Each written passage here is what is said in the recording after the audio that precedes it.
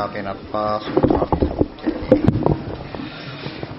ಸಮಸ್ತಗುಣಸಂಪೂರ್ಣಂ ಸರ್ವದೋಷವಿವರ್ಜಿತಂ ನಾರಾಯಣಂ ನಮಸ್ಕೃತ್ಯ ಲಕ್ಷ್ಮೀನಾರಾಯಣಂ ವಂದೇ ಭಕ್ತಾಭೀಷ್ಟಫಲಪ್ರದಂ.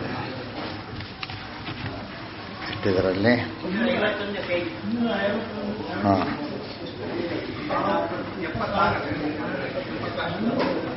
76 ಅಲ್ಲ, ಇದರಲ್ಲಿ ತಪ್ಪಾಗಿದೆ, ಬೇರೆ ಇದೆ. ನನ್ನ ಅಥಾಪಿ ಸರ್ವೇ ವಾಯೇತಿ ಮುಖ್ಯದಾಸಃ ಆಯಿತು. ನನ್ನ ಅಥಾಪಿ ಪ್ರಾಣ ಏವಾಧಸ್ತಾತಾಯಿತು. ಪ್ರಕೃಷ್ಟಂ ಮನನಂ ಚೇಷ್ಟ ಅಣರ್ವೈ ಮುಖ್ಯ ಪ್ರಾಣೋ ನನ್ನ ಅಥಾಪಿ ನೋಪಾದಾನಂ ಇಂದ್ರಿಯಾಣಾಂ. ಅದೇನಾ? ಸ್ಮೃತ್ಯುಕ್ತ ನಿರುಪಾದಾನತ್ವ ಯುಕ್ತ್ಯುಪೇತಯ ಪ್ರಾಣ ಏವ ಅನಾದಯಃ ಇತಿ ಇಂದ್ರಿಯಾಣಾಮನುತ್ಪತ್ತಿಶ್ರುತ್ಯ ತಥಾ ನಿತ್ಯಂ ಮನೋ ಅನಾದಿತ್ವಾತ್ ನ ಹ್ಯಮನಃ ಪುಮಾನ್ ತಿಷ್ಠತಿ ಇತಿ ಸಯುಕ್ತಿಕಮನೋ ಅನುತ್ಪತ್ತಿಶ್ರುತ್ಯ ತಥಾ ವಾಗ್ಭಾವನಿತ್ಯಾ ನ ಹ್ಯೇಷಾ ಉತ್ಪದ್ಯತೆ ಅಸ್ಯಾಂ ಶ್ರುತಿರವತಿಷ್ಠತೆ ಇತಿ ಅನಾದಿನಿತ್ಯಶ್ರುತ್ಯಾಶ್ರಯತ್ವಯುಕ್ತ್ಯುಪೇತಯ ವಾಗೀಂದ್ರಿಯಾನುತ್ಪತ್ತಿಶ್ರುತ್ಯಾ ಚ ಏತಸ್ಮಾಜ್ಜಾಯತೆ ಪ್ರಾಣೋ ಮನಃ ಸರ್ವೇಂದ್ರಿಯಾಣಿ ಚ ಇತಿ ಸರ್ವೇಂದ್ರಿಯೋತ್ಪತ್ತಿಶ್ರುತೇಃ ವಿರುದ್ಧತ್ವೇನ ಅಪ್ರಾಮಾಣ್ಯೇ ಪ್ರಾಗುಕ್ತ ಸಮನ್ವಯ ಅಯೋಗಃ ಇತ್ಯತಃ ಪ್ರಾಪ್ತಾನಿ ಇತಿ ತ್ರೀಣ್ಯಧಿಕಾರಾಣಿ ತಥಾ ಪ್ರಾಣಾಃ ತತ್ವಾಕ್ಶ್ರುತೇಶ್ಚ ತತ್ಪೂರ್ವಕತ್ವಾದ್ವಾಚಃ ಇತಿ ತ್ರೀಣಿ ಅಧಿಕರಣಾನಿ ತೇಷಾಮರ್ಥಃ ಮುಖ್ಯಪ್ರಾಣವಶೇ ಸರ್ವಂ ಸವಿಷ್ಣೋರ್ವಶಗಃ ಸದಾ ಅಂತ ಹೇಳ್ತಾ ಇಂದ್ರಿಯಾಣಿ ಅಂತ ಬಂತಲ್ಲ, ಆ ವಿಷಯ ಹೇಳಿದ್ರು. ಏನು ಪ್ರಶ್ನೆ ಅಂದರೆ, ನಾನು ಅಥಾಪಿ ನಾ ಉಪಾದಾನಂ ಇಂದ್ರಿಯಾಣಾಮಿತಿ ಸ್ಮೃತ್ಯುಕ್ತ ನಿರುಪಾದಾನತ್ವಯುಕ್ತ್ಯುಪೇತಯ. ಒಂದು ಶ್ರುತಿ ನಾ ಉಪಾದಾನಂ ಇಂದ್ರಿಯಾಣಾಂ ಅಂತ ಹೇಳ್ತಾ ಇದೆ. ನಾ ಉಪಾದಾನಂ ಹಿ ಇಂದ್ರಿಯಾಣಾಂ, ಇಂದ್ರಿಯಗಳಿಗೆ ಉಪಾದಾನ ಕಾರಣ ಅಂತ ಇಲ್ಲ. ಅಂದರೆ ಅನಾದಿ ಪ್ರಾಣ ಏವ ಅನಾದಯ, ಅನಾದಿ ಆದವುಗಳು ಇಂದ್ರಿಯಗಳು ಅಂತ ಹೇಳ್ತಾ ಇವೆ. ಇತಿ ಇಂದ್ರಿಯಾಣಾಂ ಅನುತ್ಪತ್ತಿ ಶ್ರುತ್ಯ. ಅನುತ್ಪತ್ತಿ ಅಂದ್ರೇನು? ಹುಟ್ಟಿಲ್ಲ, ಉತ್ಪತ್ತಿ ಇಲ್ಲ ಅಂದ್ರೆ ಅನಾದಿ ಅಂತ ಅರ್ಥ. ತಥಾ ಇನ್ನೊಂದು ಕಡೆ ಹೇಳ್ತಾರೆ, ನಿತ್ಯಂ ಮನೋ ಅನಾದಿತ್ವಾತ್ ನ ಹ್ಯಮನಃ ಪುಮಾನ್ ತಿಷ್ಠತಿ. ಮನಸ್ಸು ನಿತ್ಯವಾದದ್ದು, ಅನಾದಿತ್ವಾತ್ ಅನಾದಿಯಾಗಿರೋದ್ರಿಂದ ನಹಿ ಅಮನಃ ಪುಮಾನ್ ತಿಷ್ಠತಿ. ಜೀವ ಮನಸ್ಸಿಲ್ಲದೆ ಇರಲಿಕ್ಕೆ ಸಾಧ್ಯ ಇದೆಯಾ? ಇತಿ ಸಯುಕ್ತಿಕ ಮನೋ ಅನುತ್ಪತ್ತಿ ಶ್ರುತ್ಯ. ಇಷ್ಟು ಶ್ರುತಿಗಳೇನು ಹೇಳ್ತಾ ಇವೆ? ಇಂದ್ರಿಯಗಳಿಗೆ ಉತ್ಪತ್ತಿ ಇಲ್ಲ, ಮನಸ್ಸಿಗೂ ಉತ್ಪತ್ತಿ ಇಲ್ಲ, ಅವೆಲ್ಲ ಅನಾದಿ. ಮನಸ್ಸು ಕೂಡ ಏನೋ ಒಂದು ಇಂದ್ರಿಯ. ಹೀಗಾಗಿ ಇಂದ್ರಿಯಗಳು ಅನಾದಿ ಮತ್ತು ನಿತ್ಯ ಅನ್ನೋ ಅರ್ಥ ಬಂತು. ಹೋಗಿ ಇಷ್ಟಕ್ಕೆ ಸುಮ್ಮನಾಗಲಿಲ್ಲ, ಇನ್ನೊಂದು ಕಡೆ ಹೋಗ್ತಾರೆ. ವಾಗ್ಭಾವ ನಿತ್ಯ, ಅದೇ ಇನ್ನೊಂದು ವಾಕ್ಯ ಇದೆ, ವಾಗ್ಭಾವ ನಿತ್ಯ ನ ಹ್ಯೇಷಾ ಉತ್ಪದ್ಯತೆ ಅಸ್ಯಾಂ ಶ್ರುತಿರವತಿಷ್ಠತೆ ಇತಿ ಅನಾದಿ ನಿತ್ಯ ಶ್ರುತ್ಯಾಶ್ರಯತ್ವಯುಕ್ತ್ಯುಪೇತಯ. ವಾಗಿಂದ್ರಿಯ ನಿತ್ಯವಾದದ್ದು, ನ ಹ್ಯೇಷಾ ಉತ್ಪದ್ಯತೆ, ಇದು ಹೊಸದಾಗಿ ಹುಟ್ಟೋದಿಲ್ಲ. ಅಸ್ಯಾಂ ಶ್ರುತಿರವತಿಷ್ಠತೆ, ಶ್ರುತಿ ಉಚ್ಚಾರಣೆಯಾಗೋದೇ ಇದರಿಂದ. ಶ್ರುತಿಗಳು ಅನಾದಿ ಅಂದಮೇಲೆ ಇದೇನಾಗಿರಬೇಕು? ಅನಾದಿಯಾಗಿರಬೇಕು. ಈ ರೀತಿಯಾಗಿ ಅದಕ್ಕೊಂದು ಯುಕ್ತಿ ಇರತಕ್ಕಂಥ ಮಾತಿದೆ. ಇಲ್ಲಿ ಇಂದ್ರಿಯಗಳು ಎರಡೇ ಅದಕ್ಕೆ ಬಂತು ಅಂದರೆ, ಒಂದು ಜ್ಞಾನೇಂದ್ರಿಯ, ವಾಕ್ ಕರ್ಮೇಂದ್ರಿಯ. ಸೊ ಜ್ಞಾನೇಂದ್ರಿಯಗಳು ನಿತ್ಯ, ಕರ್ಮೇಂದ್ರಿಯಗಳು ನಿತ್ಯ, ಮನಸ್ಸು ನಿತ್ಯ ಅಂತ ಸ್ಪಷ್ಟ ಹೇಳಿತು. ಆದರೆ ಇನ್ನು ಮುಂದೆ ಹೇಳ್ತಾ ಇದ್ದಾರೆ, ಏತಸ್ಮಾತ್ ಜಾಯತೆ ಪ್ರಾಣೋ ಮನಃ ಸರ್ವೇಂದ್ರಿಯಾಣಿ ಚ. ಮನಸ್ಸು ಎಲ್ಲ ಇಂದ್ರಿಯಗಳು ಕೂಡ, ಪ್ರಾಣ ಎಲ್ಲ ಇವನಿಂದ ಹುಟ್ಟುತ್ತಾ ಇವೆ ಅಂತ ಹೇಳ್ತಾರೆ. ಎಷ್ಟೊತ್ತು ಹೇಳಿದ್ದೇನೋ ಉತ್ಪತ್ತಿ ಇಲ್ಲ ಅಂತೇಳಿ, ಇಲ್ಲಿ ಹೇಳ್ತಾ ಇದ್ದಾರೆ ಉತ್ಪತ್ತಿ ಇದೆ ಅಂತ ಹೇಳ್ತಾ ಇದ್ದಾರೆ. ಏನಿದು? ಇದರಲ್ಲಿ ವಿರುದ್ಧತ್ವೇನ, ಪರಸ್ಪರವೇನು ಬಂತೀವಿಕ್ಕೀಗ? ವಿರುದ್ಧತ್ವ ಇದೆ. ಆದ್ದರಿಂದ ಏನು ಬಂತು? ಅಪ್ರಾಮಾಣ್ಯೇ. ಪ್ರಾಮಾಣ್ಯ ಹೋಯಿತು, ಅಪ್ರಾಮಾಣ್ಯ ಬಂತು.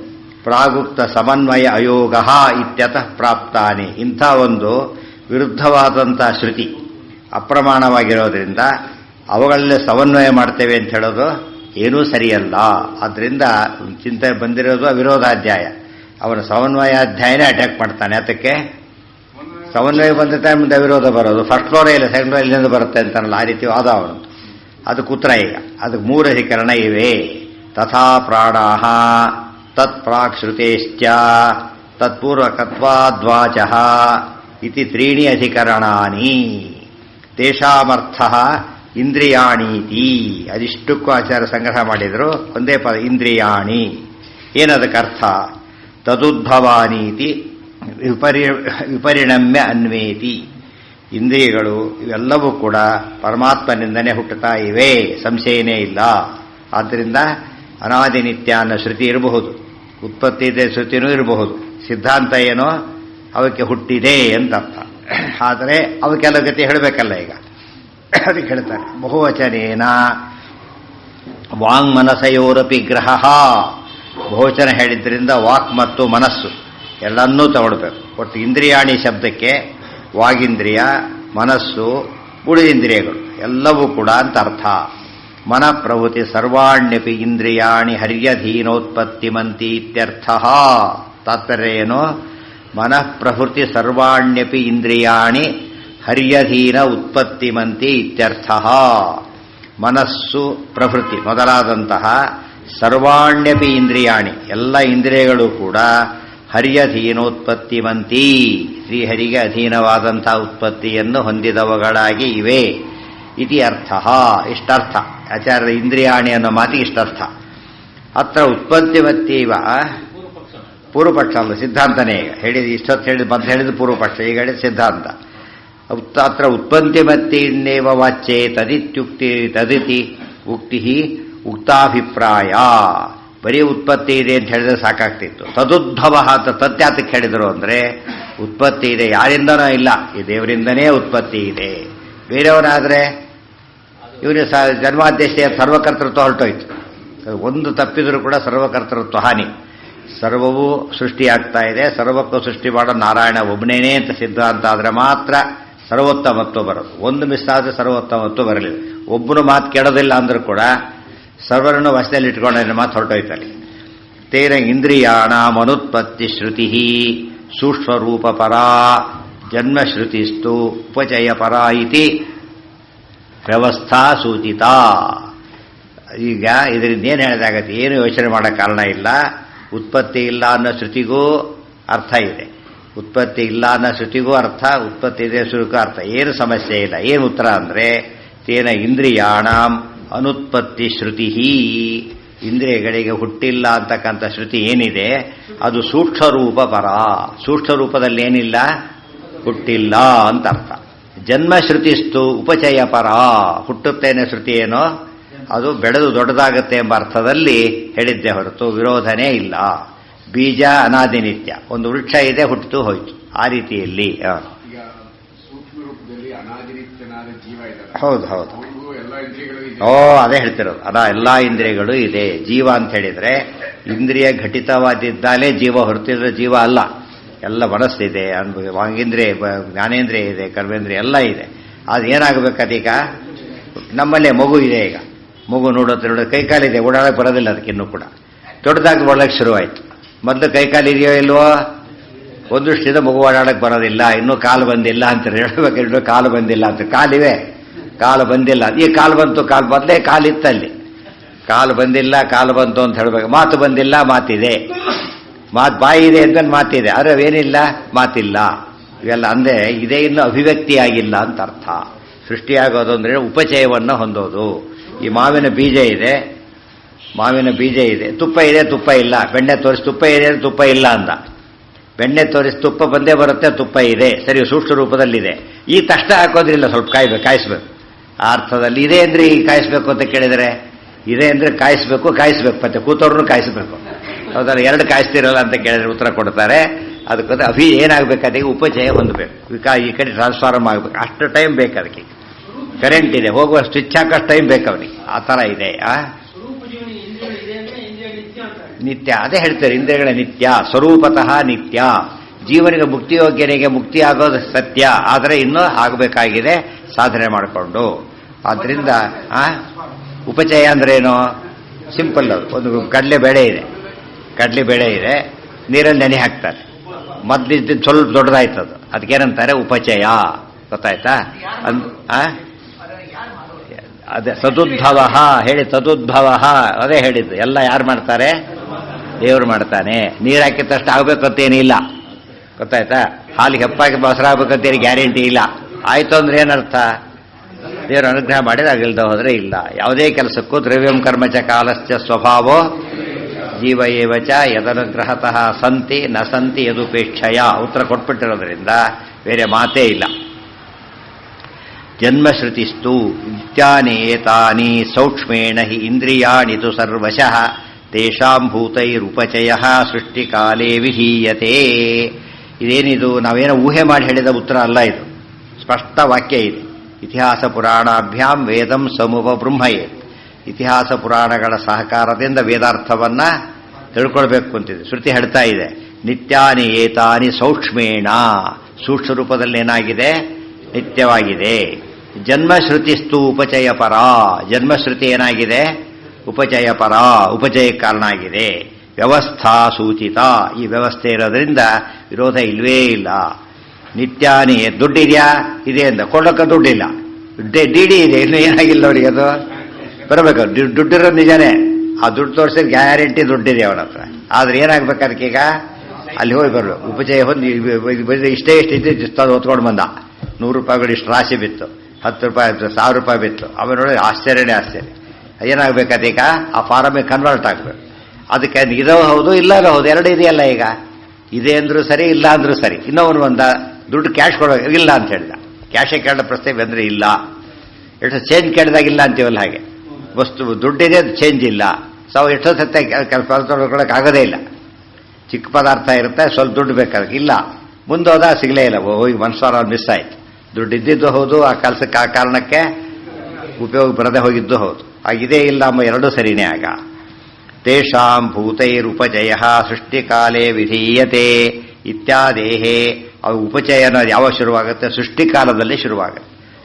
ಮನಃ ಪ್ರವೃತ್ತಿ. ಇವತ್ತು ಕಣ್ಣಿದೆ, ಅಭಿವ್ಯಕ್ತಿ ಆಯಿತು. ಕಣ್ಣು ಹೋಯ್ತು ಅಂದ್ರೆ ಕಣ್ಣು ಹೋಗಿಲ್ಲ, ಆ್ಯಕ್ಚುಲಿ ಕಣ್ಣಿನ ಹೊರಗಿನ ಫಾರಮ್ ಏನಾಯ್ತು? ಅದೀಗ ಹಾಳಾಗಿದೆ, ಗೊತ್ತಾಯ್ತಾ? ಅದು ಮತ್ತೆ ರಿಪೇರ್ ಮಾಡಕ್ಕೆ ಬರುತ್ತೆ. ಆದರೆ ಕೆಲವು ದೈವಿಕವಾಗಬೇಕು, ಕೆಲವು ಇದಕ್ಕಾಗಬೇಕಷ್ಟೆ. ನಾವೇ ಮಾಡ್ಕೊಳಕ್ಕೆ ಬರೋದೇ ಇಲ್ಲ. ಏನಾಗಬೇಕು ಅದಕ್ಕೀಗ? ಡಾಕ್ಟರ್ ಹತ್ರ ಹೋಗ್ಬೇಕು. ಕೆಲವು ಡಾಕ್ಟ್ರು ಮಾಡೋಕ್ಕೂ ಬರೋದಿಲ್ಲ. ಏನಾಗಬೇಕು ಅದಕ್ಕೀಗ? ಎಲ್ಲ ಸೇವೆ ಮಾಡಿ ಸರಿ ಹೋಗ್ಬೇಕು. ಅಂಧೋಪಿ ದೇವದೃಷ್ಟಿ ಅಲ್ಲಿ ಹೋಗ್ಬೇಕು. ಅವ್ರು ಅಯೋಗ್ಯ, ಅಲ್ಲಿಗೆ ಅವರು ಕೊಡೋದಿಲ್ಲ. ಹೀಗೆಲ್ಲ ಚೇಂಜಸ್ ಇರೋದ್ರಿಂದ ಇದೇ ಇಲ್ಲ ಒಬ್ಬ ಮಾತಿಗೇನು ವಿರೋಧ ಇಲ್ಲ. ಮನಃ ಪ್ರವೃತ್ತಿ. ಅವರೇ ಅವರಿದ್ದಾರೋ ಇದ್ದಾರೆ, ಎಲ್ಲಿ ಮನೆಯಲ್ಲಿಲ್ಲ ಅಷ್ಟೇ. ಬದುಕಿದ್ದಾರೆ ಎಂಬುದು ಸತ್ಯ, ಮನೆಯಲ್ಲಿಲ್ಲ ಎಂಬುದು ಅಷ್ಟೇ ಸತ್ಯ. ಅದು ಮಾತ್ರ ಇಲ್ಲ ಅಂತಷ್ಟೇ ಏನಂತ ಅರ್ಥ ತಿಳ್ಕೋಬೇಕಾಗಿಲ್ಲ.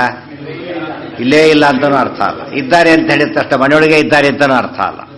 ಇದೆಲ್ಲ ವಿರೋಧ ಪರಿಹಾರ ಮಾಡತಕ್ಕಂಥ ರೀತಿ. ಆದ್ದರಿಂದ ಇಂಥ ವಿರೋಧ ಇಟ್ಕೊಂಡು ಅವ್ರು ಏನು ಮಾಡಿದ್ರು ಹಿಂದಿನವರೆಲ್ಲ? ನಮಗೇನೋ ಸರಿಯಲ್ಲ ಹೇಳಿದ್ದಾರೆ, ಗೊತ್ತಾಯ್ತು ಬ್ರಹ್ಮಸೂತ್ರ ಬಂದಿದ್ದಕ್ಕೆ. ಇದು ಬಂದೃಷ್ಟಿ ಎರಡೆರಡು ಕೆಲಸ ಹೇಳ್ತಿದ್ದಾರೆ ಇಲ್ಲಿ. ಈಗ ಶ್ರುತಿಗಳಲ್ಲಿ ಅಪ್ರಮಾಣ ಅಂತ ಹೇಳೋದಕ್ಕೆ ಅವನೇನು ಕಾರಣ ಕೊಡ್ತಾನೆ? ಬೌದ್ಧರೆಲ್ಲ ಶ್ರುತಿರೆಲ್ಲ ಅಪ್ರಮಾಣ, ವೇದ ಅಪ್ರಮಾಣ ಅಂತ ಹೇಳಿ ದುಗುಣೆ ಹಾಕಿಬಿಟ್ರು. ಇಂಥ ಕಾರಣ ಕೊಟ್ಟರು ಅವರು. ವೇದವಾಕ್ಯ ತೋರಿಸಿದ್ರು. ಇವತ್ತು ನಮ್ಮ ಜನ ಹೇಳಿದ್ರೆ ಆಧುನಿಕರೆಲ್ಲ ಏನಿದೆ ವೇದದಲ್ಲಿ? ಏನೂ ಇಲ್ಲ. ಆದರೆ ಗೊತ್ತಾಯ್ತಾ? ಯಾವುದೋ ಕಾಲದ ಜನ, ತಿಳುವಳಿಕೆಲ್ಲ ಜನ ಪ್ರಿಮಿಟಿವ್ ಸ್ಟೇಜಲ್ಲಿ ಬರೆದ ಗ್ರಂಥಗಳಾದ್ದರಿಂದ ಆ ಭಾರಿ ಗಂಭೀರ ಅರ್ಥಗಳು ಇಲ್ಲೇ ಇಲ್ಲ ಅಂತ ಹೇಳೋ ಜನ ಇದ್ದಾರೆ. ಇವರು ಕೂಡ ವೇದ ಅಪ್ರಾಮಾಣ್ಯವಾದಿಗಳೇ. ಇವರು ಸ್ವಲ್ಪ ಅರ್ಥ ಇದೆ, ಏನೂ ಇಲ್ಲ ಅಂಬೋದಿಲ್ಲ. ಅವ್ರು ಏನು ವಿರುದ್ಧವಾದ ಅರ್ಥ ಇದೆ ಅಂತ ಅವ್ರು ಹೇಳ್ತಾರೆ. ಅದಕ್ಕೆ ವೇದವ್ಯಾಸ ದೇವರು ಏನು ಹೇಳಿದ್ರು? ಎರಡು ಹೇಳಬೇಕಾಗಿತ್ತು. ಇವೆಲ್ಲ ಸತ್ಯ, ಜೊತೆಗೆ ಇವೆಲ್ಲವೂ ದೇವರೇ ಸೃಷ್ಟಿ ಮಾಡಿ ಎರಡು ಉತ್ತರ ಕೊಡಬೇಕಾಗಿತ್ತು.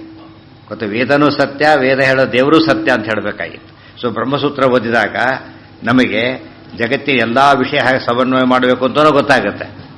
ಅವೆಲ್ಲ ದೇವರಿಗೆ ಕನೆಕ್ಟ್ ಆಗಿದೆ ಅಂತಲೂ ಗೊತ್ತಾಗುತ್ತೆ. ಎರಡು ಅಂಶನೂ ಗೊತ್ತಾಗೋದ್ರೆ ವೇದ ಪ್ರಾಮಾಣ್ಯ ಗೊತ್ತಾಯಿತು. ಬೌದ್ಧರ ಸಂಖ್ಯೆ ಜಾಸ್ತಿಯಾಗಿ ಏನು ಮಾಡಿಬಿಟ್ರು ಅವರೆಲ್ಲ ಕೂಡ? ವೇದಗಳ ಅಪ್ರಮಾಣ.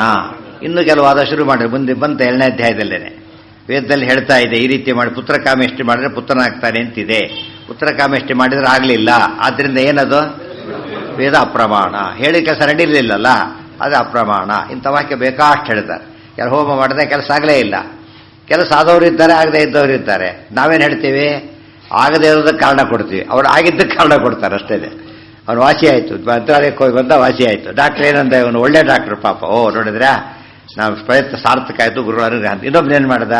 ನೋಡಿದ್ರೆ ಅಲ್ಲಿ ಹೋಗಿ ಬಂದ್ರೆ ಏನಾಯಿತು? ನಾನು ಮಾಡಿದೆ ಸರಿ ಹೋಯ್ತು, ಗೊತ್ತಾಯ್ತು ಅಂತ ಏನು ಮಾಡ್ತೀರಿ? ಅಲ್ಲಿ ಹೋಗಂತ ಅಷ್ಟು ಆಯ್ತಾ ನಿಮಗೆ? ನಾನು ಮಾಡಿದ್ಮೇಲೆ ಆಗಿತ್ತು, ಆದ್ದರಿಂದ ನಾನೇ ಶ್ರೇಷ್ಠ.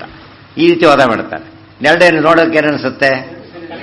ಅಕಸ್ಮಾತ್ ಮಂತ್ರಾಲಯಕ್ಕೆ ಹೋದ್ರೆ ಕೆಲಸ ಆಗಲಿಲ್ಲ. ನೋಡಿದ್ರೆ ರಾಯರು ತಪ್ಪಲ್ಲ, ರಾಯರು ಭಾರಿ ದೊಡ್ಡವರೇ, ನಿನಗೆ ಯೋಗ್ಯತೆ ಇಲ್ಲ, ಯಾವುದೋ ಕರ್ಮ ನಿನಗೆ ಗಂಟು ಬಿದ್ದಿದೆ. ಅಲ್ಲ ನಾವು ಹೀಗೆ ಹೇಗೆ ಬೇಕಾದ್ರೂ ವಾದಿಸ್ಬೋದು, ಕೆಲವು ವಿಷಯಗಳನ್ನು ಹೇಗೆ ಬೇಕಾದ್ರೂ ವಾದಿಸ್ಬೋದು. ಅದಕ್ಕೆ ಉತ್ತರ ಕೂಡ ಏನು ಹೇಳ್ತಾರೆ, ಆದ್ರೆ ವೇದಗಳು ಪ್ರಮಾಣ ಅಂತ ಪ್ರೂವ್ ಆದಮೇಲೆ ಇಲ್ಲಿ ಕೆಲಸ ಆಗಲಿಲ್ಲ ಅಂದರೆ ಆ ಕಡೆ ಡಿಫೆಕ್ಟ್ ಹುಡುಕಬೇಕು. ಎಲ್ಲಿ ಹುಡುಕ್ಬೇಕು? ಈ ಕಡೆ ಹುಡುಕ್ಬೇಕು. ಆದರೆ ಡೌಟ್ ಇದ್ದಾಗ ಇದು ಆಗ್ಬೋದು, ಅದಾಗ್ಬೋದು. ಈ ಲೌಕಿಕ ಯಾವುದೋ ಅವರ ಹೇಳ್ತಾರೆ, ಬೇರೆ ಆಗಮಗಳಲ್ಲಿ ಹೇಳ್ತಾರೆ ಕೆಲಸ ಆಗಲಿಲ್ಲ, ಆಗ ಅದಕ್ಕೆ ಎರಡು ಕಾರಣನೂ ಆಗಿರ್ಬೋದು. ಯೋಗ್ಯತೆಯೂ ಇಲ್ಲ, ಅದರಲ್ಲೂ ಯೋಗ್ಯತೆ, ಎರಡರಲ್ಲೂ ಇಲ್ಲ ಅದರಲ್ಲಿ. ಆದರೆ ಶಾಸ್ತ್ರದಲ್ಲಿ ಹೇಳಿದಾಗ ಮಾತ್ರ ಅದರಲ್ಲಿ ಅರ್ಥ ಇದೆ, ನಮಗದು ಅರ್ಹತೆ ಇಲ್ಲ. ಅದನ್ನೇ ಆಚಾರ್ಯ ತೋರಿಸಿದ್ರು. ಯಾವ ಸೂಕ್ತ ಹೇಳಿದರೆ ಗಿಡ ಮೊಳಕೆ ಹೊಡೆಯುತ್ತೆ ಎಂಬುದು ಸತ್ಯ, ಆದರೆ ನಿನಗೆ ಅರ್ಹತೆ ಇಲ್ಲ, ವೇದ ಉಚ್ಚಾರಣೆ ಮಾಡೋ ಅರ್ಹತೆಯೇ ನಿನಗಿಲ್ಲ. ಆದ್ದರಿಂದ ಏನಾಯಿತು? ಆಗಲೇ ಇಲ್ಲ ಕೆಲಸ. ಒಬ್ಬನೇನು ಮಾಡ್ದ, ಲೆಟರ್ ಕೊಟ್ಟ ಅಪಾಯಿಂಟ್ಮೆಂಟ್ ಆಗೋಯ್ತು, ಇನ್ನೊಬ್ರು ಕೊಟ್ಟ ಲೆಟರ್ ಆಗಲಿಲ್ಲ. ಅಷ್ಟೇ ಅಲ್ಲ, ಅವ್ನು ಕರ್ಕೊಂಡ್ಬೋಗ್ಬೋದು, ಬೈದು ಕಳಿಸ್ತೀವಿ ಅಂತ ಹೇಳಿದ್ರು. ಯಾಕೆ ಇಬ್ಬರು ಬರೋದ್ರು, ಅವನಿಗೆ ಕಾಂಪಿಟೇಷನ್ ಅವನೇ ಸಂಬಂಧಪಟ್ಟ ಕಮಿಟಿ ಅಧ್ಯಕ್ಷ ಅವನು. ಅವನೇನು ಮಾಡ್ದ, ಅಪಾಯಿಂಟೆಡ್ ಅಂದ. ಅವ್ನು ಕೊಡಲೇಬೇಕು ಅವನಿಗೆ ಅಪಾಯಿಂಟ್, ಕಾಂಪಿಟೆಂಟ್, ಅವನು ಅಧಿಕಾರ ಇದೆ, ಅರ್ಹತೆ ಇದೆ. ಇನ್ನೊಬ್ನೇನು ಮಾಡ್ದ, ದುಃಖ ನೋಡ್ಲಾರ್ದೆ ಬರ್ಕೊಟ್ಟ, ಅವನು ಅಪಾಯಿಂಟ್ ಮಾಡ್ರಿ ಅಂತೇಳಿ. ತುಂಬ ಗೋಳಾಡಿದ್ದು ದೊಡ್ಡದ ಕೊಟ್ಟ, ದುಡ್ಡು ಕೊಟ್ಟಿದ್ದು ದೊಡ್ಡದ ಕೊಟ್ಟ. ಅಲ್ಲಿ ಹೋದ್ರು, ಅವನೇ ಅರ್ಹತೆ ಅವನ್ಯಾರು ಹೇಳೋದಕ್ಕೆ ನಮಗೆ ಅಧಿಕಾರನೇ ಇಲ್ಲ. ಅಧಿಕಾರ ಅಂದರೆ ಆಫೀಸ್ ಅಂತ ಅರ್ಥ ಅಲ್ಲ, ಅದಕ್ಕೆ ಆಫೀಸರ್ ಅಂತ ಅರ್ಥ ಅಲ್ಲ. ಏನದಕ್ಕೆ ಕಾಂಪಿಟೆನ್ಸ್, ಯೋಗ್ಯತೆ ಬೇಕು. ಅವನಿಗೇನಿದೆ, ಯಾವನೋ ಕುರುಡ ಬಂದ ಹೇಳಿದ, ಏನು ನೋಡಿದ್ರಾ ಎಷ್ಟು ಚೆನ್ನಾಗಿದೆ ವರ್ಣನೆ ಮಾಡಿದ, ಅವನ ಮಾತು ಕೇಳ್ಬಿಡು, ಕುರುಡ ಕಣ್ಣೇ ಕಾಣಿಸ, ಅವನಿಗೇನು ಕಾಂಪಿಟೆನ್ಸೇ ಇಲ್ಲ, ಅನಧಿಕಾರಿ ಹೇಳೋದಕ್ಕೆ. ಗೊತ್ತಾಯ್ತಾ? ಇವೆಲ್ಲ ಅರ್ಥ ಮಾಡಿಕೊಂಡು ಅಧಿಕಾರ ಶಬ್ದಕ್ಕೆ ಎಲಿಜಿಬಿಲಿಟಿ, ಅರ್ಹತೆ ಅಂತ. ಯಾರಿಗೆ ಅರ್ಹತೆ ಇಲ್ಲ ಅವರಿಗೆ ಫಲ ಕೊಡೋದಿಲ್ಲ, ಅಷ್ಟು ಮಾತ್ರ ಹುಡುಕಬೇಕು. ಆದರೆ ಅಲ್ಲಿ ಅರ್ಹತೆಯೂ ಇಲ್ಲ, ಅವಕ್ಕೂ ಅರ್ಹತೆ ಇಲ್ಲ, ಕೊಡಿಸೋ ಅರ್ಹತೆ ಅವಕ್ಕೂ ಇಲ್ಲ. ಅರ್ಥ ಆಯ್ತಾ? ಈ ಅರ್ಥದಲ್ಲಿ ತುಂಬ ಜನ ಈ ರೀತಿ ಮಾಡಿ ಏನು ಮಾಡಿಬಿಡ್ತಾರೆ, ವೇದಗಳಲ್ಲಿ ಹೇಳಿದ ಕೆಲಸ ಆದರೂ ಕೂಡ ಅದು ವೇದಗಳಿಂದ ಆಗಿದ್ದಲ್ಲ, ಬೇರೆದರಿಂದ ಆಯಿತು, ವೇದ ನೀವು ತಿಳ್ಕೊಂಡಿದ್ದೀರಷ್ಟೇ ಅಂತ ಹೇಳ್ತಾರೆ. ಹಾಗೆ ಹೇಳಬಾರದು. ಅದಕ್ಕೆ ವೇದಗಳು ಪ್ರಮಾಣ ಅಂತ ಪೂರ್ವವಾಗಿರೋದ್ರಿಂದ ಅದರಿಂದನೇ ಆಯಿತು ಅಂತಲೇ ಹೇಳಬೇಕು, ಹೊರತು ಬೇರೆದರಿಂದ ಅಲ್ಲ. ತೇಷಾಂ ಎಲಿಜಿಬಿಲಿಟಿ ಇದೆ ಅವನಿಗೀಗ, ಅಪಾಯಿಂಟ್ ಆಗಲೇ ಇಲ್ಲ. ನಮಗೆ ಇನ್ನೊಂದು ಪ್ರಶ್ನೆ, ಎಲಿಜಿಬಿಲಿಟಿ ಅವನೇನು ಮಾಡೋದು ಅಂತ ಕೇಳಿದರೆ, ಎಷ್ಟೋ ಜನ ಎಲಿಜಿಬಲ್ ಕ್ಯಾಂಡಿಡೇಟ್ಸ್ ಅಪಾಯಿಂಟ್ ಆಗೋದೇ ಇಲ್ಲ ಪಾಪ, ಅವ್ರಿಗೆ ಸೀಟೇ ಸಿಗೋದಿಲ್ಲ, ಅವರಿಗಿಂತ ಕಡಿಮೆ ಮೇಲೆ ಹೋಗ್ಬಿಟ್ಟಿರ್ತಾರೆ. ಇಲ್ಲೇನಾಯ್ತು ಈಗ? ಹಾಗಿದ್ರೆ ಬರೀ ಅರ್ಹತೆ ಒಂದೇ ಸಾಲದು ಅಂತ ಆಯ್ತು. ಅರ್ಹತೆ ಒಂದೇ ಸಾಲದು, ಏನು ಬೇಕೋ ಅದರ್ ಫ್ಯಾಕ್ಟರ್ಸು ಇದೆ. ಅವನು ಒಳ್ಳೆ ಕ್ಯಾರೆಕ್ಟರ್, ಅವನ ಕ್ಯಾರೆಕ್ಟರ್ ಸರಿ ಇದ್ದಿಲ್ಲ, ಸರ್ಟಿಫಿಕೇಟ್ರು ಹೋಯ್ತು. ಅವನು ಬುದ್ಧಿವಂತನೇ, ಬಟ್ ಸ್ವಲ್ಪ ಎಡವಟ್ಟು ಮನುಷ್ಯ ಅಂತ ಕೊಟ್ಟರೆ ಮುಗಿತಾನೆ. ಅದು ಇನ್ನೊಬ್ಬನೇನಾಯಿತು, ಕಡಿಮೆನೇ ಬಟ್ ಭಾರಿ ಪ್ಲಸ್ ಪಾಯಿಂಟ್ ಬಂದು. ಇದು ಇಂಟರ್ವ್ಯೂ ಯಾಕೆ ಮಾಡ್ತಾ ಇಲ್ಲದೆ ಹೋದರೆ, ಈಕ್ವಲ್ ಮಾರ್ಕ್ಸ್ ಇದ್ದವನಲ್ಲಿ ಒಂದೇ ಪೋಸ್ಟ್ ಇದೆ, ಈಕ್ವಲ್ ಮಾರ್ಕ್ಸ್ ಇದೆ, ಇಬ್ಬರಿದ್ದಾರೆ, ಯಾಕೆ ಇಂಟರ್ವ್ಯೂ ಮಾಡ್ತಾರೆ? ಈಗ ಒಬ್ಬನ್ನು ಫಿಲ್ಟರ್ ಮಾಡಿ ಹಾಕಬೇಕೀಗ. ಗೊತ್ತಾಯ್ತು? ಅಲ್ಲಿ ಏನು ಬೇರೆ ಪಾಯಿಂಟ್ಸ್ ಕೌಂಟ್ ಆಗುತ್ತೆ ಅಂತ ಆಯ್ತಲ್ಲ. ಈಗ ಬರೀ ಅರ್ಹತೆ ಅಷ್ಟೇ ಕೌಂಟ್ ಆಗೋದಾಗಿದ್ರೆ ಎಷ್ಟೋ ಕೆಲಸ ಆಗೋಗ್ತಿತ್ತು, ಆಗಲಿಲ್ಲ. ಅರ್ಥ ಆಯ್ತಾ? ಇದೆಲ್ಲ ಸ್ವಲ್ಪ ಯೋಚನೆ ಮಾಡಿದರೆ, ಲೋಕದಲ್ಲೆಲ್ಲ ಯೋಚನೆ ಮಾಡ್ತಾನೆ, ಶಾಸ್ತ್ರದಲ್ಲಿ ಬಂದಾಗ ಸುಳ್ಳು ಅಂದ್ಬಿಡ್ತಾನೆ ತಕ್ಷಣ. ಹೇಳಬಾರ್ದಾಗೆಲ್ಲ. ಇತ್ಯಾದೇಹೇ ಮನಃ ಪ್ರಭೃತೆ ಅಲ್ಪೋಪಚಯಾದಿನ ನಿತ್ಯತ್ವೋಕ್ತ್ಯುಪೇ ಪತ್ತೇ ರೀತಿ ನಯದ್ವಯಶ್ಚ. ನಮಗೆ ಇನ್ನೊಂದು ಮಾತಿದೆ, ಪರೀಕ್ಷೆಗೆ ಹೋಗಿ ನೀನು ಫೇಲ್ ಆದರೂ ಪರವಾಗಿಲ್ಲ. ಯಾಕೆ? ನೀನು ಅಭ್ಯಾಸ ಆಗುತ್ತೆ, ಫೇಲ್ ಆಗೋದಲ್ಲ, ಮುಂದೆ ಬರಲಿಕ್ಕೆ ಅಭ್ಯಾಸ ಆಗುತ್ತೆ ಅಂತೇಳಿ ಧೈರ್ಯ ಹೇಳ್ತಾರೆ. ಹೌದಲ್ಲ? ಈಗ ಎಕ್ಸಾಮ್ ಪೇಪರ್ ಎಲ್ಲ ಟೈಮ್ ಹಿಡಿಯುತ್ತೆ, ಈಗ ತಗೊಳ್ಳೋದು ಹೇಗೆ, ಇದು ಮಾಡೋದು ಹೇಗೆ, ಪ್ರೊಸೀಜರ್ ಎಲ್ಲ ಗೊತ್ತಾಯ್ತಲ್ಲ, ನೆಕ್ಸ್ಟ್ ಟೈಮ್ ಅದಿಷ್ಟು ಅವಾಯ್ಡ್ ಮಾಡಿ ಮುಂದೆ ಹೋಗ್ಬೋದಲ್ಲ. ಅದರಿಂದ ಡೋಂಟ್ ವರಿ, ಫೇಲ್ ಆದರೂ ಪರವಾಗಿಲ್ಲ. ಒಂಥರ ಕೆಲಸ ಆಗಲಿಲ್ಲ ಹೋಗಲಿ ಯೋಚನೆ ಮಾಡಬೇಡ, ಅದು ಮುಂದಿದ್ದಕ್ಕೆ ಹೆಲ್ಪ್ ಮಾಡುತ್ತೆ. ಅದು ಅಭ್ಯಾಸ. ಆದರೆ ಕಳ್ತರಕ್ಕೆ ಆಗಬಾರದು, ಮತ್ತೆ ಕಳ್ತರ ಮಾಡೋ ಅಭ್ಯಾಸ ಆಗುತ್ತೆ ಅಂತ ಹೇಳಬಾರ್ದು. ಯಾತಕ್ಕೆ? ಆಮೇಲೆ ಸಿಗೋದು ಅಭ್ಯಾಸ ಆಗುತ್ತೆ, ಜೈಲಿಗೆ ಹೋಗೋದು ಅಭ್ಯಾಸ ಆಗುತ್ತೆ. ಒಳ್ಳೆ ಕೆಲಸನ ಕೆಲಸ ಆಗದೆ ಹೋದರೂ ಕೂಡ ಮಾಡಿ. ಗೊತ್ತಾಯ್ತಾ? ಶಾಸ್ತ್ರೋಕ್ತವಾದಂಥ ಹರಿಸೇವೆ ಗುರುಸೇವೆಗಳನ್ನು ನೀವು ಫಲ ಸಿಗದೆ ಹೋದರೂ ಮಾಡಿ. ಯಾತಕ್ಕೆ? ಅದು ವೇಸ್ಟ್ ಆಗೋದಿಲ್ಲ. ನದೇವ ತೋಷಣ ವೃಥ. ಆದರೆ ಕೆಟ್ಟದ್ದು ಫಲ ಕೊಟ್ಟರೂ ಮಾಡಬೇಡಿ. ಯಾತಕ್ಕೆ? ಈ ಕಳ್ತನ ಮಾಡಿದೆ, ಪಿಕ್ ಪಾಕೆಟ್ ಮಾಡಿದೆ, ಅವತ್ತು ಸಿಗಲಿಲ್ಲ ಪುಣ್ಯಕ್ಕೆ ತಿಳ್ಕೊಬೇಡ. ಇನ್ಮೇಲೆ ಇದೇ ರೀತಿ ಆಗಿ ತಿಳ್ಕೊಳಕ್ಕೆ ಹೋಗಬೇಡ. ಇವತ್ತು ಬಿಡಿದ್ರೆ ಪುಣ್ಯ ಅದು. ಗೊತ್ತಾಯ್ತಾ? ಇನ್ಮೇಲೆ ಎಂದೂ ಮಾಡಬೇಡ, ಅದು ದೊಡ್ಡದು. ಯಾಕೆ ನೋಡಿ, ಏನ್ರಿ ಒಂದು ವಾರದಿಂದ ಮಾಡ್ತಿದ್ದೇನೆ, ದಿವಸ ಏನು ಇನ್ಕಮ್ ಗೊತ್ತಾ ಅಂತ ಹೇಳ್ತಾವೆ. ಸಿಕ್ಕಾಬಡ್ಡಿ ಬರ್ತಾ ಇದೆ, ಸರಿಯೇ, ಸಿಕ್ಕಾಬಡ್ಡಿ ಹೋದ್ ಹುಷಾರು. ಎಷ್ಟೇ ಸರಿ ಹೋದ್ರೂ ಮಾಡಬೇಡ. ಯಾಕೆ? ಅದು ಅತ್ಯಂತ ಅಪಾಯಕರ. ಅದಕ್ಕೆ ದುರ್ಮತಗಳು ಆಗ ಫಲ ಕೊಟ್ಟರೂ ಕೊಡಬಹುದು, ಬಟ್ ಡೋಂಟ್ ಫಾಲೋ ದೆಮ್. ಯಾಕೆ? ಇವತ್ತಲ್ಲಿ ಗ್ಯಾರಂಟಿ ಹಾಳಾಗಿ. ಕೆಟ್ಟ ಮತ ಬಿಟ್ಟುಬಿಡು, ಒಳ್ಳೆ ಮತ ಫಲ ಕೊಡದವರು ಯೋಚನೆ ಮಾಡಬೇಡ. ಮುಂದೆ ಏನಾಗುತ್ತೆ? ಒಳ್ಳೇದಾಗೇ ಆಗುತ್ತೆ. ಇದು ಯಾವಾಗ ಗೊತ್ತಾಗುತ್ತೆ? ವೇದಗಳ ಪ್ರಮಾಣ ಅಂತ ಕನ್ಫರ್ಮ್ ಆದಮೇಲೆ. ಅದೆಲ್ಲ ಈಗ ಗೊತ್ತಾಗುತ್ತೆ. ಇಷ್ಟೆಲ್ಲ ಹೇಳಿದ ಮೇಲೆ ನಮಗೆ ಅರ್ಥ ಆಗಿಲ್ಲ ಹೊರತು ವೇದಗಳು ಸರಿಯಾಗಿ ಹೇಳಿವೆ. ಇಂದ್ರಿಯಗಳ ಉತ್ಪತ್ತಿ ಇದೆ ಅಂತ ಹೇಳಿದ್ದು ಸರಿಯಾಗಿದೆ, ಉತ್ಪತ್ತಿ ಇಲ್ಲ ಅಂತ ಹೇಳಿದ್ದು ಸರಿಯಾಗಿದೆ. ನಾವು ಅರ್ಥ ಮಾಡ್ಕೊಂಡಿಲ್ಲ ಅಂತ ಹೇಳಿ ಅರ್ಥ ಆಗಿ ಅದು ಭಕ್ತಿ ಜಾಸ್ತಿ ಬರುತ್ತೆ, ಬೇರೆ ಕಡೆ ವಿಚಾರ ಟ್ರೈ ಮಾಡಕ್ಕೆ ಶುರು ಮಾಡ್ತಾರೆ. ಅದಕ್ಕೆ ಉಪಚಯ ಅಂತ ಕರೀತಾರೆ. ಈ ಕಣ್ಣು ಸರಿಯಾಗಿ ಕಾಣ್ತಿದ್ದಿಲ್ಲ, ಇದು ಮಾಡಿದ್ರೆ ಸರಿ ಹೋಯ್ತು, ಸ್ವಲ್ಪ ಒರೆಸ್ಕೊಂಡ ಓ ಸರಿ ಹೋಯ್ತು ಅಂತೇಳಿ ಆ ಥರ ಆ ಕೆಲಸ ಆಗಿದ್ದು ಹೌದು. ಬಟ್ ಕಣ್ಣೇ ಇಲ್ದವ್ರಿಗೆ ಅದೆಲ್ಲ ಮಾಡೋದೇನು ಆಗೋದಿಲ್ಲ. ಯಾವ್ದು ಅನಿತ್ಯ? ಹೌದು, ಈ ಜೀವ ನಿತ್ಯ, ಅವನ ದೇಹ ಅನಿತ್ಯ ಅಷ್ಟೇ. ವಾಸಾಂಸಿ ಜೀರ್ಣಾನೇ ಯಥಾವಿಹಾಯ, ವೆರಿ ಸಿಂಪಲ್ ಅದು. ಇತ್ಯಾದೇಹೇ ಮನಃ ಪ್ರವೃತ್ತೇರಲ್ಪೋಪಚಯಾದಿನ ನಿತ್ಯತ್ವೋಕ್ತ್ಯುಪಪತ್ತೇರಿತಿ ನಯದ್ವಯಸ್ಯ ವಿಶೇಷಾಂಶ ವಿಶೇಷಂಕಾ ನಿರಾಸೇನ ಪ್ರಾಣನಯೋಕ್ತ ಅರ್ಥ ಮಾತ್ರ ಸಮರ್ಥನ ಪರತ್ವದ್ಯೋತನಾಯವ ವಾಂಗ್ಮನಸಯೋರಪಿ ಸಹ ನಿರ್ದೇಶಕೃತಃ. ಈಗ ಇತ್ಯಾದೇಹೇ ಸಿದ್ಧ ಅಂತಾಯಿತು. ಮನಃ ಪ್ರವೃತ್ತೇಹೇ ಅಲ್ಪೋಪಚಯಾದಿನ ನಿತ್ಯತ್ವೋಕ್ತ್ಯುಪಪತ್ತೇರಿತಿ ನಯದ್ವಯಸ್ಯ ವಿಶೇಷ ಶಂಕಾ ನಿರಾಸೇನ. ಅಲ್ಲಿ ಒಂದು ಪ್ರಶ್ನೆ ಬಂತಾಗಿದ್ರೆ ಇಷ್ಟು ಯುಕ್ತಿ 3 ಅಧಿಕರಣ ಯಾಕಬೇಕು? ಒಂದೇ ಹೇಳಿದ್ರೆ ಮುಗಿದೋಗ್ತಿತ್ತಲ್ಲ ಅಂತ ಕೇಳಿದ್ರೆ ಸ್ವಲ್ಪ ವ್ಯತ್ಯಾಸ ಇದೆ ನೋಡಿ. ಒಂದಕ್ಕೆ ಒಪ್ಪೋಣ, ಕರ್ಮೇಂದ್ರಿಯಕ್ಕೆ ಒಪ್ಪೋಣ, ಜ್ಞಾನೇಂದ್ರಿಯಕ್ಕೆ ಯಾತಕ್ಕೆ ಒಪ್ಪಬೇಕು, ಇನ್ನೊಂದು ಅಧಿಕರಣ ಬಂತು. ಎರಡಕ್ಕೆ ಮನಸ್ಸಿಗೆ ಯಾಕೆ ಒಪ್ಪಬೇಕು ಅಂತ ಅದಕ್ಕೊಂದು ಬೇಕು. ಯಾಕೆ ಸ್ವಲ್ಪ ವ್ಯತ್ಯಾಸ ಇದೆ 3ಕ್ಕೂ ಕೂಡ. ಆದ್ದರಿಂದ 3 ಪ್ರತ್ಯೇಕ ಅಧಿಕರಣದಲ್ಲಿ ಜಿಜ್ಞಾಸೆ ಮಾಡಿ ತಿಳಿಸಿದ್ರಿಂದ ಸಂಶಯ ಪರಿಹಾರ ಆಯಿತು. ಒಂದರಲ್ಲೇ ಹೇಳಿದ್ರೆ ಏನಾಗ್ತಿತ್ತು, ಅವನಿಗೆ ಹೆವಿ ಆಗ್ತಿತ್ತು. ಅದು ಏನು ಬೇಕು? ಸೂತ್ರಗಳಿಗೆ ಸ್ಪಷ್ಟತೆ ಇರಬೇಕು ಯಾವಾಗಲೂ ಕೂಡ. ಸ್ಪಷ್ಟತೆ ಇಲ್ಲದವರು ಏನಿಲ್ಲ, ಅದಕ್ಕೆ ಅಲ್ಪಾಕ್ಷರಂ ಅಸಂದಿಗ್ಧಂ. ಅಸಂದಿಗ್ಧಂ ಅಂದ್ರೆ ಏನಾಗಬಾರ್ದು, ಆಂಬಿಗ್ಯೂಟಿ ಇರಬಾರ್ದು. ಆಂಬಿಗ್ಯೂಟಿ ಬಂದರೆ ಹೊರಟೋಗುತ್ತೆ. ಏನೋ ಹೇಳಿದ್ರೆ ಇನ್ನೊಂದು ಅರ್ಥ ಆಗಿಲ್ಲ, ಅದಕ್ಕೆ ಬಿಡಿಸಿ ಹೇಳ್ಬಿಟ್ಟು. ಕೆಲವೊಮ್ಮೆ ಸೇರಿಸಬೇಕಾದ್ರೂ ಒಂದು ಕಾರಣ ಇರುತ್ತೆ, ಬಿಡಿಸ್ಬೇಕಾದ್ರೂ ಕಾರಣ ಇರುತ್ತೆ. ಆದ್ರೆ 3 ಅಧಿಕರಣ ಸರಿ ಹೋಯಿತು. ಅದಕ್ಕೆ ಅಷ್ಟೇ ಹೇಳಿದ್ದೆ, ಅಲ್ಪೋಪಚಯ. ಈ ಇಂದ್ರಿಯಗಳಿಗೆ ಭಾರಿ ಉಪಚಯ ಬೇಕು. ಅವಕ್ಕೇನು ಬೇಕು? ಅಲ್ಪೋಪಚಯ ಬೇಕು. ಉದಾಹರಣೆಗೆ ಮಣ್ಣೆ ಗಡಿಗೆ ಇಲ್ಲ, ಮಣ್ಣಿಂದ ಗಡಿಗೆ ಮಾಡಿದ. ಇನ್ನು ಗಡಿಗೆ ಇದೆ, ಕಾಣ್ತಾ ಇಲ್ಲ, ಲೈಟ್ ಹಾಕಿದ, ಸ್ವಿಚ್ ಹಾಕಿದ, ಅಷ್ಟೇ. ಎರಡರಲ್ಲೂ ಏನಿದೆ? ಇದಕ್ಕೆ ಮಣ್ಣು ಬೇಕು, ಅದಕ್ಕೆ ಸ್ವಿಚ್ ಬೇಕು. ಆದರೆ ಯಾವುದಕ್ಕೆ ಕಡಿಮೆ ಬೇಕು? ಸ್ವಿಚ್ ಹಾಕೋದು ಭಾರಿ ಸುಲಭದ ಕೆಲಸ. ಅದು ಮಣ್ಣು ತಂದು ಇದು ಮಾಡಿ ಕಷ್ಟಪಟ್ಟು ಸುಟ್ಟು ಒಣಗಿಸಿ ಪಜಿತೋ ಕೆಲಸ. ಅವಾಗ ಏನಾಗುತ್ತೆ? ಲಾಂಗ್ ಬಂತು. ಅದಕ್ಕೇನು ಮಾಡಬೇಕು? ಮಡಿಕೆಗೆ ಸ್ವರೂಪತಃ ಹುಟ್ಟಿದೆ, ಆದರೆ ಮಡಿಕೆ ಇದ್ದಾಗ ಕಾಣಿಸಕ್ಕೆ ಮಾತ್ರ ಬೆಳಕು ಬಂದರೆ ಸಾಕು. ಅದು ಸೃಷ್ಟಿದ ಅಭಿವ್ಯಕ್ತಿ ಅಂತ ವ್ಯತ್ಯಾಸ ಮಾಡಲಿಲ್ಲ. ಆ ತರಹ ಅಲ್ಪೋಪಚಯ ಬೇರೆ, ಮಹದುಪಚಯ ಬೇರೆ. ಗೊತ್ತಾಯ್ತಾ? ಸಾರಿ ಉಪ್ಪು ಕಡಿಮೆ ಆಯಿತು, ಕಲಿಸ್ಕೊಂಡ್ಬಿಟ್ಟ. ಅದು ಇನ್ನೇನೋ ಕಡಿಮೆ ಆಯಿತು, ಕಲಿಸ್ಕೊಳಕ್ಕೆ ಬರುತ್ತಾ? ಅಲ್ಲಿ ರುಚಿ ಕಡಿಮೆ, ರುಚಿ ಕಲಿಸಕ್ಕೆ ಬರೋದಿಲ್ಲ, ಹೋಯ್ತು ಅದು. ಕೆಲವು ಪದಾರ್ಥನ ಆ ಕಡೆ ಅಡ್ಜಸ್ಟ್ ಮಾಡೋದು, ಕೆಲವೊಂದು ಮಾಡ್ಲಿಕ್ಕೆ ಬರೋದಿಲ್ಲ. ಆ ದೃಷ್ಟಿಯಲ್ಲಿ ಅಲ್ಪೋಪಚಯ, ಮಹೋಪಚಯ ಅಂತ ಉಪಚಯ 2 ಭಾಗ ಇದೆ. ಸೊ ದೊಡ್ಡ ಉಪಚಯ ಇದ್ದಾಗ ನಮಗೆ ಕ್ಲಿಯರ್ ಆಗಿ ಡಿಫರೆನ್ಸ್ ಗೊತ್ತಾಗುತ್ತೆ. ಅದಕ್ಕಾಗಿ ಅಲ್ಪೋಪಚಯ ಇದ್ದ ಕಾರಣಕ್ಕಿದ್ರೂ ಕೂಡ ಮನಸ್ಸಿಗೆ ಸ್ವರೂಪತಃ ನಿತ್ಯತ್ವ ಇದೆ, ಮತ್ತು ಬಾಹ್ಯ ಮನಸ್ಸಿನ ಅಪೇಕ್ಷೆ ಏನಿದೆ ಅದಕ್ಕೆ ಅನಿತ್ಯತ್ವನೂ ಇದೆ ಅಂತ ಕೂಡಿಸಿದ್ರಿಂದ ವಿರೋಧ ಬರಲಿಲ್ಲ. ಇನ್ನು ಸಹ ನಿರ್ದೇಶ ಕೃತಃ. ಹೌದು, ನೀವೇ ಹೇಳಿ. ಈಗ ಸಿಮೆಂಟಲ್ಲಿ ಹಾಕ್ತಿದ್ದಾನೆ, ಸಿಮೆಂಟ್ ಹಾಕಿದ್ರೆ ಮತ್ತೆ ಸಿಮೆಂಟ್ ಹಾಕ್ಬೇಕು, ಅದಕ್ಕೆ ಇನ್ನೇನು ಹಾಕ್ಬೇಕು? ಅವನು ಅದೇ ಹಾಕಬೇಕು. ಉಪಚಯ ಅಂದ್ರೆ ಕನೆಕ್ಟೆಡ್ ಥಿಂಗ್ಸ್ ಅಷ್ಟೇ ಹೊರತು ಯಾವುದು ಹಾಕಿದ್ರಲ್ಲ. ಹೌದು ಹೌದು, ಹೇಳಿದ್ನಲ್ಲಿ ವೆರಿ ಸಿಂಪಲ್. ಸ್ಪೆಕ್ಸ್ ಹಾಕೊಂಡ್ರೆ ಆಗೋ ಹಾಗೆ. ಕಾಣ್ತಿದ್ದಿಲ್ಲ, ಈಗ ಕಣ್ಣಿಗೆ ಕಾಣ್ತಾ ಇಲ್ಲ, ಹಾಕೊಂಡಾಗ ಕಾಣಿಸ್ತು. ಉಪಚಯ ಬಂತು ಕಣ್ಣಿಗೆ. ಉಪಚಯ ಅಂದ್ರೆ ಏನದೀಗ? ಅಸಿಸ್ಟೆಂಟ್ ಸಿಕ್ತು. ಯಾವುದರಿಂದ? ಇದರಿಂದ. ಅದಿಲ್ಲದ್ರೆ ಕಾಣಿಸೋದಿಲ್ಲ, ಇದ್ರೆ ಕಾಣಿಸುತ್ತೆ.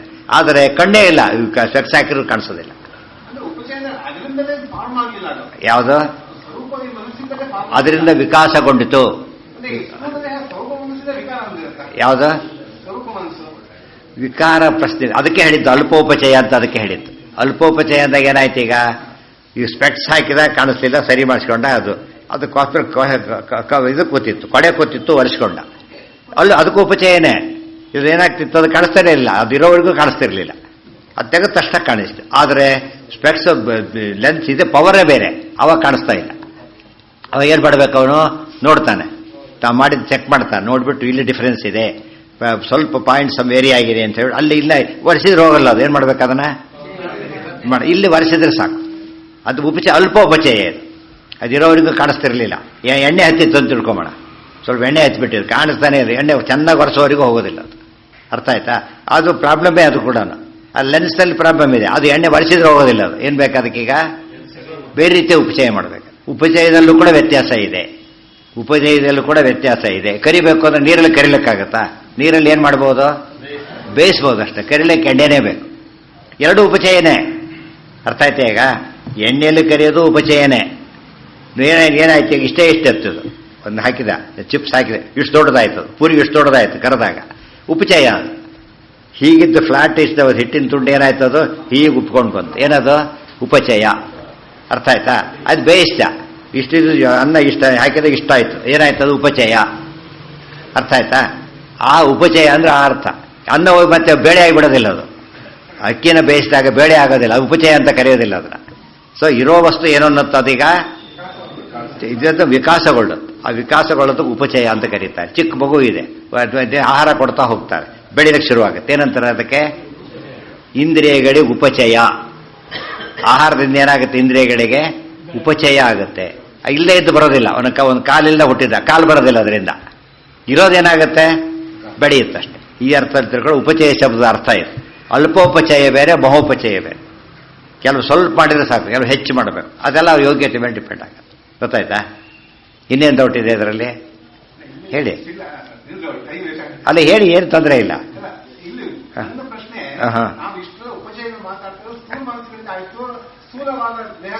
ಹೌದು ಹೌದು ಹೌದು ಹೌದು ಹೌದು ಹೌದು ಹೌದು ಹೇಳಿತಲ್ಲ ಅದ್ರ ಯಾಕಿಲ್ಲ. ಸೂಕ್ಷ್ಮಕ್ಕೂ ಕೂಡ ಏನಿದೆ? ಉದಾಹರಣೆಗೆ ಜೀವ ಇದೆ, ಅನಾದಿ ಜೀವ ಇದ್ದಾನೆ, ಅವನಿಗೆ ಸ್ವಲ್ಪ ಜ್ಞಾನ ಇದೆ. ಬಟ್ ಆ ಜ್ಞಾನ ಮುಕ್ತಿಗೆ ಸಾಕಾಗೋದಿಲ್ಲ. ಅದು ಮುಕ್ತಿಗೆ ಏನು ಬೇಕು ಅವನಿಗೆ? ಅಪರೋಕ್ಷ ಜ್ಞಾನ ಬೇಕು. ಗೊತ್ತಾನೆ? ಅವು ಉಪಚಯ ಆಗಲಿಲ್ಲ. ಈಗ ಜ್ಞಾನ ವಿಕಾಸ ಆಗಲಿಲ್ಲ. ಜ್ಞಾನ ಕೊಡು, ಭಕ್ತಿ ಕೊಡು ಅಂತ ಕೇಳಬೇಕಾದ್ರೂ ಜ್ಞಾನ ಇರಬೇಕಲ್ಲ.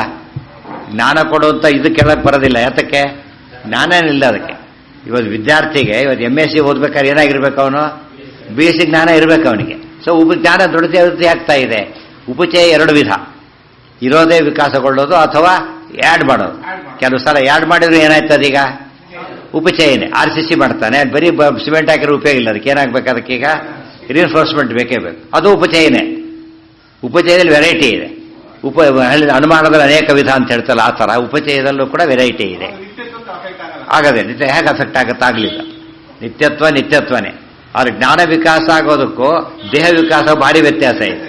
ಇದು ಅನ್ನದಿಂದನೇ ಆಗಬೇಕು, ಅದು ಬೋಧದಿಂದನೇ ಆಗಬೇಕು. ಎರಡೂ ವಿಕಾಸಗೊಳ್ಳೋದಾದ್ರೂ ಕೂಡ ಅದಕ್ಕೆ ಬೇಕಾದ ವ್ಯವಸ್ಥೆ ಬೇರೆ ಇದೆ. ಆದ್ದರಿಂದ ಅದು ಒಪ್ಪೆ. ಮನಸ್ಸಿಗೂ ಹಾಗೆ, ಮನಸ್ಸಿಗೂ ಉಪಚಯ ಇದೆ. ಚಿಕ್ಕ ಹುಡುಗ ಇದ್ದ, ಓದಿದ್ದ, ಈ ದೊಡ್ಡದೋದ್ದ, ಮನಸ್ಸಿಗೆ ಉಪಚಯ ಓದಿದ ಮೇಲೆ ಉಪಚಯ ಬೇರೆ ಆಯ್ತು. ಈಗ ಏನಾಯ್ತು? ಈಗ ಜ್ಞಾಪಿಸ್ಕೊಂಡ್ರೆ ಬಂದ್ಬಿಡುತ್ತೆ. ಓದ್ತಾ ಇದ್ದವ್ರಿಗೆ ಜ್ಞಾಪಿಸ್ಕೊಳ್ಳೋ ಪ್ರಶ್ನೆ ಇಲ್ಲ, ಓದ್ಬೇಕು ಅವ್ನು ಕುತ್ಕೊಂಡು. ಎರಡು ಉಪಚಯನೇ. ಜ್ಞಾಪಕ ಮಾಡ್ಕೊಳ್ಳೋ ಪ್ರೊಸೆಸ್ ಒಂದಿದೆ, ಗೊತ್ತಾಯ್ತು? ಇದು ಏನ್ ಮಾಡ್ಬೇಕು? ಇವನೀಗ ತಿಳ್ಕೊಂಡು ಆಮೇಲೆ ಜ್ಞಾಪಕ ಮಾಡ್ಕೋಬೇಕು. ಸೊ ಉಪಚಯ ಇದೆಯಲ್ಲ ಅದೀಗ. ಇವತ್ತು ದೇಹ ಇದೆ, ಒಂದು 5 ನಿಮಿಷದಲ್ಲಿ ಓದಿದ ಅರ್ಥ ಮಾಡ್ಕೊಂಡ್ಬಿಟ್ರಿ. 5 ದಿವಸದಲ್ಲಿ ಕೈಕಾಲು ಬೆಳೆಯೋದಿಲ್ಲ, ಹಾಗೆಲ್ಲ. ಗೊತ್ತಾಯ್ತಲ್ಲ? 5 ನಿಮಿಷ ದಪ್ಪ ಊಟ ಮಾಡಿದ ತಕ್ಷಣ ಕರಡಿ ನೋಡಿ ದಪ್ಪ ಆಗಿಬಿಟ್ಟು ನೋಡ್ಕೊಂಡ್ರೆ ಆಗೋದಿಲ್ಲ. ಆದರೆ ಪುಸ್ತಕ ಓದಿದ ತಕ್ಷಣ ಏನಾಯ್ತು? ಈಗ ಜ್ಞಾನ ಗೊತ್ತಾಯ್ತು, ಒಂದು ಓದೋಯ್ತು. ಅಲ್ಪ ಉಪಚಯ ಇದೆ. ಉಪಚಯದಲ್ಲಿ ಆಬ್ಸ್ಟ್ರಾಕ್ಟ್ ಮತ್ತು ಮ್ಯಾನಿಫೆಸ್ಟ್, ನಾನ್ ಮ್ಯಾನಿಫೆಸ್ಟ್ ಅಂತ ಹೇಳ್ತೇವಲ್ಲ, ಆ ಥರ ವ್ಯತ್ಯಾಸ ಇದೆ. ಬಂಗಾರ ರಿಪೇರಿ ಬೇರೆ, ಕಬ್ಬಿಣ ರಿಪೇರಿ ಬೇರೆ. ಇಬ್ಬರಿಗೂ ಒಂದೇ ಉಪಚಯ ಆಗಿದ್ರೆ ಆಭರಣ ಬ್ಯಾಕ್ಸ್ ಬೆತ್ತು ಮಾಡಿಬಿಡ್ತಿದ್ದ. ಕಮ್ಮರ ಕೈಯಲ್ಲಿ ಮಾಡಿಸೋದಾಗಿತ್ತು ನಾವು. ಎರಡು ಉಪಚಯನೇ. ಬಂಗಾರ ಕೊಟ್ಟಿದ್ದೀರಿ, ಅವ್ರು ಆಭರಣ ಮಾಡಬೇಕು. ಕಬ್ಬಿಣ ಕೊಟ್ಟಿದ್ದೀರಿ, ಅವನೊಂದು ಏನೋ ಮಾಡಬೇಕು. ಆದರೆ ಇಬ್ಬರಿಗೂ ಕೂಡ ವ್ಯವಸ್ಥೆ ಬೇರೆ ಇದೆ. ಅರ್ಥ ಆಯ್ತಾ? ಈಗ ಎರಡೂ ತೂಗಬೇಕು ಅಂತ ಹೇಳಿ ನೀವು ಕಬ್ಬಿಣನ ಅಲ್ಲಿ ತೂಗಿಬಿಟ್ರೆ ಸೆನ್ಸಿಟಿವ್ ಬ್ಯಾಲೆನ್ಸ್ ಸೂರ್ಯ ಗತಿ ಏನಾಗಬೇಕು? ಒಂದೊಂದೇ ಗ್ರಾಮ್ ತೂಗೋದು ಕುತ್ಕೊಂಡ್ರೆ ಕಬ್ಬಿಣನ ಏನಾಗುತ್ತೆ ಗತಿ? ದೊಡ್ಡ ಟನ್ಗಟ್ಟಲೆ ತೂಗಿ ಹಾಕಿಬಿಡ್ತಾನ. ಇದು ಕಮ್ಮ ತೂಗಲಕ್ಕ ಎಷ್ಟು ಬೇಕು ಇದಕ್ಕೀಗ? ತೂಗೋದು ಕಾಮನ್ನು. ಆ ರೀತಿ ಏನೇ ಸೆನ್ಸಿಟಿವ್, ನಾನ್ ಸೆನ್ಸಿಟಿವ್. ಅರ್ಥ ಆಯ್ತಾ? ಉಪಚಯದಲ್ಲೂ ಕೂಡ ಸೂಕ್ಷ್ಮ ಮತ್ತು ಸ್ಥೂಲ ಅಂತ ವ್ಯತ್ಯಾಸ ಇದೆ. ವಿಶೇಷ ಅದು ಕಾಲಾಧೀನ, ದೇಶಾಧೀನ. ಕೆಲವು ಉಪಚಯ ಆಗೋದಿಲ್ಲ. ಬದಲಿಯಲ್ಲಿ ಅಡಿಗೆ ಮಾಡ್ತೀರಿ, ಮಳೆ ಮೊದಲೇ ಒಲೆ ಉರಿತಾ ಇರ್ತದೆ, ತಣ್ಣಗೆ ಹಾಗೆ ಇರುತ್ತದೆ. ಬರೀ ಒಲೆ ಇಟ್ಟ ನೀವೀಗ, ಒಲೆ ಜೋರಾಗಿ ಉರಿತಾ ಇದೆ, ಬೇರೆ ಅಷ್ಟೇ ತಣ್ಣಗಿದೆ, ನೀರು ಏನು ವ್ಯತ್ಯಾಸ ಇಲ್ಲ. ಕೆಳಗೆ ಇಳಿಸಿದ ತಕ್ಷಣ ಪೂರ್ತಿ ಆಲ್ಮೋಸ್ಟ್ ಅದು ಟೂನ್ ಟೆಂಪರೇಚರ್ ಬಂದಾಗ ಅಲ್ಲಿ ಅಡ್ಜಸ್ಟ್ ಆಗಿಬಿಡೋದು. ಇದೇನು ಬಿಸಿನೇ ಮಾಡಿಲ್ಲ ಅನಿಸುತ್ತೆ ನಮಗೆ. ಆದರೆ ಅದೇ ಇಲ್ಲಿ ಮಾಡಿಬಿಟ್ಟಾಗ ಗುಲ್ಬರ್ಗಾದಲ್ಲಿ, ಗುಲ್ಬರ್ಗ ಅಂತ ರಾಯಚೂರು ಅಂತ ಹೋಗ್ಬಿಟ್ರೆ ನಿಮಗೆ ಸೋಲಾರೇ ಬೇಡ, ಹೊರ ಬಕೆಟ್ ಇಟ್ಟವ್ರೆ ಬರೋ ಹೊತ್ತು ಮುಟ್ಲಕ್ಕಾಗೋದಿಲ್ಲ, ಆಗಿರುತ್ತೆ. ಇಲ್ಲಿ ಹಾಗಾಗೋದಿಲ್ಲ. ಯಾಕೆ? ಉಪಚಯದಲ್ಲಿ ವ್ಯತ್ಯಾಸ ಇದೆ, ತಿಳಿತಾ? ಅದು ಟೆಂಪರೇಚರ್, ರೂಮ್ ಟೆಂಪರೇಚರ್ ಮುಂಚೆ ಶುರುವಾಗುತ್ತದೆ. ಗೀಜರ್ ಬಂದಾಗ ನೀರು ಕಾಯಿಸೋ ಸುಲಭ. ಆಯತಕ್ಕೆ ಅಲ್ಲಿ ಸ್ವಲ್ಪ ಬಿಸಿ ಇರುತ್ತದು. ಅಲ್ಲಿಂದ ಬಂದು ಇಲ್ಲಿಂದ ಬಂದಾಗ ಸ್ವಲ್ಪ ಸುಲಭ ಆಗುತ್ತೆ. ಹೊರಗಡೆ ಇಟ್ಟಾಗ ಜಾಸ್ತಿ ಆಗುತ್ತೆ. ಆ ಅರ್ಥದಲ್ಲಿ ಕೆಲವು ಅದಕ್ಕೆ ತುಂಬ ಏನು ಮಾಡ್ತಾರೆ, ಬಿಸಿನೀರಲ್ಲೇ ಆಮೇಲೆ ಬಿಸಿನೀರು ಕಾಯಿಸ್ಬಿಟ್ಟು ಆಮೇಲೆ ಬೇಳೆ ಹಾಕಿಬಿಟ್ರೆ ಬೇಗ ಬೇಯುತ್ತೆ. ತಣ್ಣೀರಲ್ಲಿ ಇಟ್ಟು ಏನಾಗುತ್ತದೆ, ಲೇಟ್ ಆಗುತ್ತೆ. ಎರಡೂ ಟೈಮ್ ಆದರೂ ಕೂಡ ವ್ಯತ್ಯಾಸ ಇದೆ. ಆ ಅರ್ಥದಲ್ಲಿ ಇವನ್ನೆಲ್ಲ ಯಾತಕ್ಕೆ ಕೇಳಿದ ಅಂದರೆ 3 ಪ್ರಶ್ನೆ ಇಟ್ಕೊಂಡವನು. ಈ ಬರೀ ವಾಗಿಂದ್ರಿಯ ಕರ್ಮೇಂದ್ರಿಯಕ್ಕೆ ಬೇರೆ, ಜ್ಞಾನೇಂದ್ರಿಯಕ್ಕೆ ಬೇರೆ, ಮನಸ್ಸಿಗೆ ಬೇರೆ. ಅದು 3 ಅಧಿಕರಣನೇ ಹೇಳಬೇಕಾಯ್ತು. ಅಲ್ಲಿಗೆ ಮುಂದಿನ ಭಾಗ ನಾಳೆ ಪಾಠ ಇರಲ್ಲ, ಪಾಠ್ಯ ನಾಡಿದ್ದಿರುತ್ತೆ. ಓಂ